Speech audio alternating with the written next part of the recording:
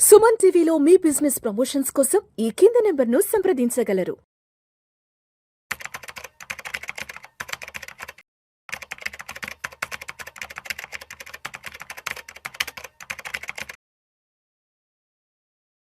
నమస్తే సాయిరామ్ గారు. నమస్తే మేడం. సాయిరామ్ గారు, స్టాక్ మార్కెట్‌లో స్మాల్ కేస్ గురించి కొంచెం ఒక క్రేజ్ అయితే నడుస్తుంది. అసలు ఒకసారి స్మాల్ కేస్ అంటే ఏంటి? దానివల్ల బెనిఫిట్స్ ఏంటి అంటే? సో ఈ మధ్య కాలంలో ఇన్వెస్ట్‌మెంట్ వరల్డ్‌లో ఎక్కువగా వినిపిస్తుందండి ఈ స్మాల్ కేసెస్ అనేది. సో స్మాల్ కేస్ అంటే ఏంటంటే ఇది ఒక ఇన్వెస్ట్‌మెంట్ ఐడియా లేదా ఒక బాస్కెట్ ఆఫ్ సెక్యూరిటీస్. సో ఇందులో ఏం చేస్తామంటే ఈ బాస్కెట్‌లో సో ఒక థీమ్ ఏదైనా ఒక థీమ్ సెలెక్ట్ చేసుకొని లేదా ఏదైనా ఒక గోల్ సెలెక్ట్ చేసుకొని దాని మీద మనం ఇన్వెస్ట్‌మెంట్ అనేది చేస్తూ ఉంటాం. ఉదాహరణకు నాకు పోర్ట్‌ఫోలియో గ్రో అవ్వాలి and at the same time నాకు ఎక్కువ వోలటాలిటీ ఉండకూడదు. ఈ కండిషన్‌లో మనం ఒక మల్టీ అసెట్ థీమ్ సెలెక్ట్ చేసుకొని దాని మీద మనం కొన్ని సెక్యూరిటీస్ అనేది యాడ్ చేసుకుంటారు. కొన్ని స్టాక్స్, కొంత గోల్డ్, కొంత బాండ్స్. సో ఇదొక స్మాల్ కేస్. లేదు, నేను ఒక సెక్టార్ మీద ఇన్వెస్ట్ చేయాలనుకుంటున్నాను. ఉదాహరణకు నాకు ఫైనాన్స్ సెక్టార్ బాగా పెరుగుతుంది అనిపించింది. ఒకప్పుడు చూసుకుంటే ఫైనాన్స్ సెక్టార్‌లో బ్యాంక్స్ మేజర్‌గా ఉండేవి. బ్యాంక్స్ అండ్ ఎన్‌బీఎఫ్‌సీస్, సో కొన్ని ఇన్స్యూరెన్స్ కంపెనీస్. ఈరోజు చూసుకుంటే గనుక ఫైనాన్స్ సెక్టార్ చాలా విస్తరించింది. యెస్. సో మనకి ఇప్పుడు చూసుకుంటే గనుక ఫిన్‌టెక్ కంపెనీస్ వస్తున్నాయి. వెల్త్ టెక్ కంపెనీస్ వస్తున్నాయి. సో ఎవరు ఊహించని కంపెనీస్ కూడా ఈరోజు లిస్ట్ అవుతున్నాయి. సో ఈ సెక్టార్ గ్రోత్ ఉంది, నేను ఇన్వెస్ట్ చేయాలనుకున్నాను. బట్ నాకు ఎలా ఇన్వెస్ట్ చేయాలో తెలియదు. సో ఇప్పుడు ఒక ప్రొఫెషనల్లో ఏం చేస్తారంటే సో ఈ సెక్టార్లో ఇన్వెస్ట్ చేయడానికి ఈ కంపెనీస్ బాగుంటాయి అని చెప్పేసి ఒక కంపెనీస్ ఒక ప్రీ డిఫైన్డ్ వెయిట్లో సెలెక్ట్ చేసుకొని ఒక బాస్కెట్ క్రియేట్ చేస్తారు. ఉదాహరణకు మనం ఏ తీసుకున్నాం, సెమీ కండక్టర్ ఓరియంటెడ్ స్టాక్స్ అయితే బాగా పెరిగాయి లాస్ట్ ఫ్యూ ఇయర్స్లో. సో ఇప్పుడు ఏఐ బేసిస్ మీద ఒక 5 కంపెనీస్ నేను సెలెక్ట్ చేసుకున్నాను.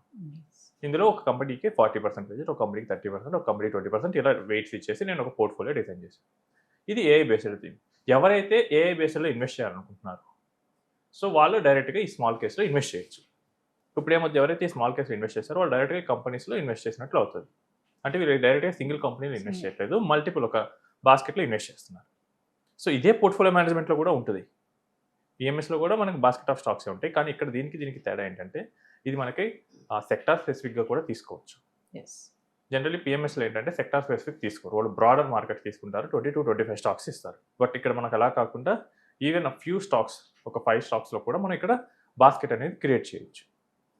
ఒకవేళ జనరల్గా చూసుకుంటే కనుక ఎవరైతే ఒక కస్టమ్ థీమ్స్లో ఇన్వెస్ట్ చేయాలనుకుంటున్నారో, నాకు కస్టమైజేషన్గా ఒక పోర్ట్ఫోలియో కావాలి. సో కొంతమంది చూసుకుంటే కనుక ముస్లిమ్స్ షరియా ఫండ్స్లో ఇన్వెస్ట్ చేస్తారు. అంటే వాళ్ళు లిక్కర్ రిలేటెడ్ అండ్ ఇంట్రెస్ట్ తీసుకునే వాటిలో ఇన్వెస్ట్ చేయరు. ఇప్పుడు అలానే నాకు ఒక స్పెసిఫిక్గా కావాలి, but I don't want to invest in 30-40 companies. నాకు ఒక 5-6 కావాలి.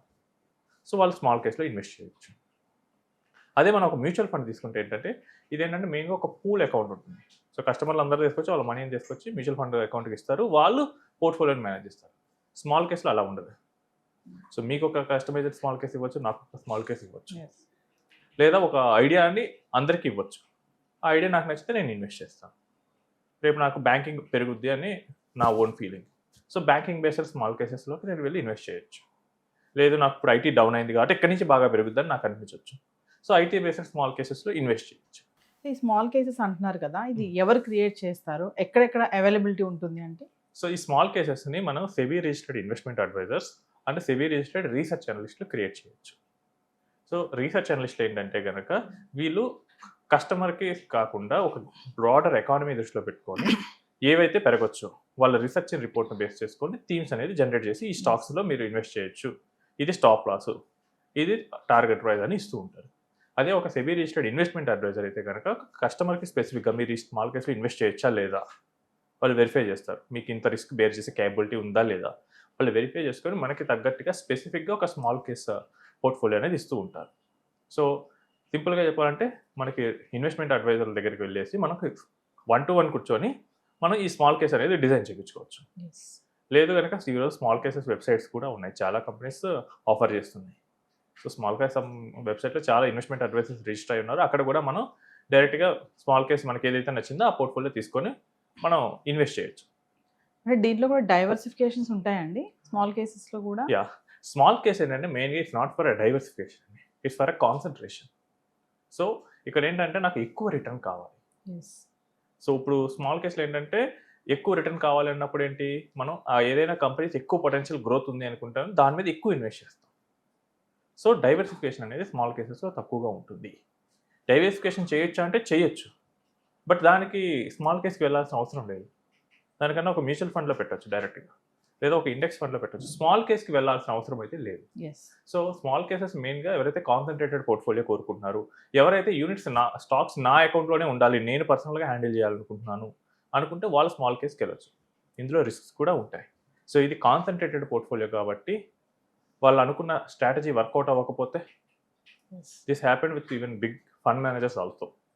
సో వాళ్ళు రీసెంట్గా ఐటీ పడింది, ఆ టైంలో వాళ్ళ థాట్ ఏంటంటే ఇక పెరగొచ్చు ఇంకా ఐటీ అని చెప్పేసి వాళ్ళ పోర్ట్ఫోలియోలో ఉన్న స్టాక్స్ అమ్మలేదు, ఐటీ రిలేటెడ్ స్టాక్స్. మార్చ్ ఆ టైంలో చాలా వరకు వాళ్ళ వచ్చిన ప్రాఫిట్స్, మిగతా కంపెనీస్ జనరేట్ చేసిన ప్రాఫిట్స్ అన్ని ఐటీ కంపెనీస్ తినేసాయి. సో ఇలా మీకు ఈవెన్ మ్యూచువల్ ఫండ్ అయితే 40 to 50 స్టాక్స్ హ్యాండిల్ చేస్తుంది కాబట్టి కొంత ఎఫెక్ట్ తక్కువ ఉంటుంది.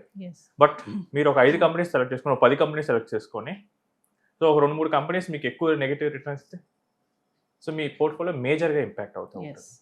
సో ఆ కాన్సన్ట్రేషన్ రిస్క్ అనేది ఎక్కువ ఉంటుంది. అండ్ ఎవరైతే పోర్ట్ఫోలియో అనే కాన్సెప్ట్ని అండర్స్టాండ్ చేసుకుంటారో వాళ్ళకి ఈ స్మాల్ కేసెస్ అనేవి సూట్ అవుతాయి. బట్ అంత ఎక్స్పీరియన్స్ లేకుండా ఈ కనుక మార్కెట్లోకి వస్తే కనుక ఈక్విటీ డైరెక్ట్ ఈక్విటీ కాబట్టి ఆ ఫుల్ డౌన్ సైడ్, ఒకవేళ మార్కెట్ ఏదైనా డౌన్ అయితే కనుక ఆ ఫుల్ డౌన్ ట్రెండ్ రిస్క్ అనేది మనం భరించాల్సి వస్తుంది. అంటే వీటిలో ఇన్వెస్ట్ చేయడం వల్ల బెనిఫిట్స్ ఎలా ఉంటాయండి?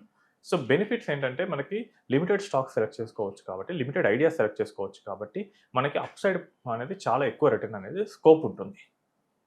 సో ఇక్కడ ఇంకోటి ఏంటంటే మనకు ఓన్గా ఒక అడ్వైజర్ని పెట్టేసుకుని నాకు నచ్చినట్లు కస్టమ్ పోర్ట్ఫోలియోస్ నేను డిజైన్ చేసుకోవచ్చు. జనరల్గా మనకి వెల్త్ మేనేజ్లో ఏంటంటే ఒక పర్సన్ ఎక్స్పెక్ట్ చేసేది ఏంటంటే నాకు తగ్గట్టుగా ఎక్కడెక్కడ ఇన్వెస్ట్ చేయాలి, ఇలాంటి సజెషన్స్ అడుగుతూ ఉంటారు. This is possible with small cases. So నార్మల్గా జనాలందరికీ ఇచ్చే, కామన్ మ్యాన్కి ఇచ్చే వాటిలో ఏంటంటే అది కుదరదు. ఇప్పుడు మీరు ఒక మ్యూచువల్ ఫండ్కి వెళ్తే మీరు మ్యూచువల్ ఫండ్ ఎక్కడ పెట్టాలి అనేది మీరు గైడ్ చేయలేరు. బట్ స్మాల్ కేసెస్లో మీరు తీసుకోవచ్చు. ఓకే, ఎక్కడెక్కడ ఎలాంటి వాటిలో నుంచి మీకు కావాలి. అండ్ మోర్ ఓవర్ ఏంటంటే లిమిటెడ్ స్టాక్స్ ఉండటం వల్ల ఆ అప్ సైడ్ అనేది కంప్లీట్గా మనకు వస్తుంటుంది. ఒకవేళ మీరు ఈవెన్ ఒక కంపెనీతో కూడా you can create a small case. So మీకు ఆ కంపెనీ బాగా పెరిగింది. సో 2024-25 ఆ 2 years పీరియడ్లో మీరు చూసుకుంటే కనుక చాలా వరకు ఏఐ బేస్డ్ స్టాక్స్ చాలా పెరిగాయి.